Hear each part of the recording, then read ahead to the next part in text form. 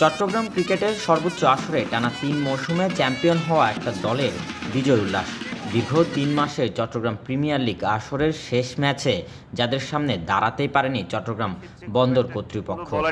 খরচ করেনি জাতীয় দলের পরিচিত মুখ মোসাদ্দেক হোসেনের প্রায় ২০০ স্ট্রাইক রেটের ঝোড়ো শতকে ৫০ ওভার শেষে চট্টগ্রাম আবাহনীর সংগ্রহ ৯ উইকেটে ৩২০। এ যেন বন্দরের সামনে পাহাড় সম লক্ষ্য।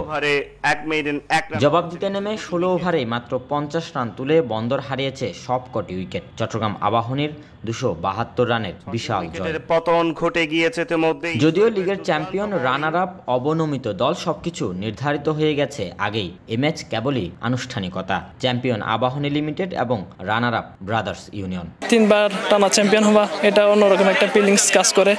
তো আলহামদুলিল্লাহ ভালোই। আলহামদুলিল্লাহ আমি আবাহনীতে এই ধরে ৩ বছর ধরে খেলতেছি।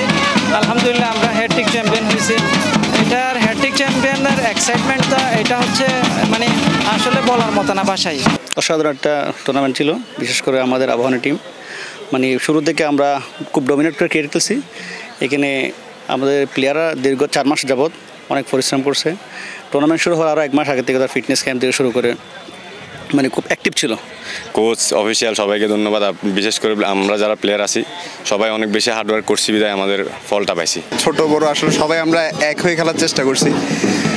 দিন শেষে আসলে সবারই স্বপ্ন থাকে চ্যাম্পিয়ন হওয়ার। আনফর্চুনেটলি হয়তো বা হইতে পারি না। ইনশাল্লাহ নেক্সট ইয়ার আমরা সবাই মিলে ট্রাই করব।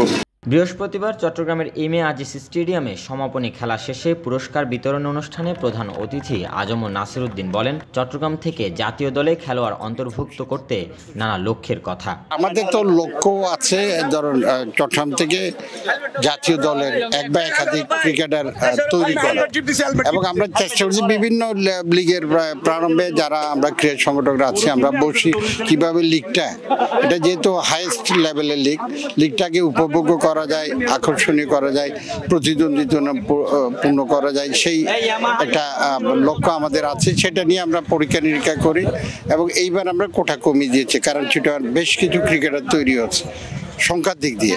আমরা তারা যাতে লিগে খেলার সুযোগ পান সেজন্য কোটা কমিয়ে এবার দুটো কোটায় রেখেছি। যে আমরা চিন্তা করছি এবং আগামী বছর 1 জানুয়ারিতে লিগ শুরু হবে, যাতে কোনোভাবে এই লিগটার আয়োজনের ক্ষেত্রে কোনো ছেদ না পড়ে। সব মিলিয়ে আমাদের টার্গেট একটা, সেটা হলো যে চট্টগ্রাম থেকে জাতীয় দলের আরও একাধিক ক্রিকেটার তৈরি করা। এদিন লিগের সেরা খেলোয়াড় ব্রাদার্স ইউনিয়নের উইকেটকিপার ব্যাটার মিনহাস উদ্দিনের হাতে একটি মোটরসাইকেল ও নগদ অর্থ তুলে দেন উপস্থিত অতিথিরা। Robin Dasgupta, news now 24, Chittagong.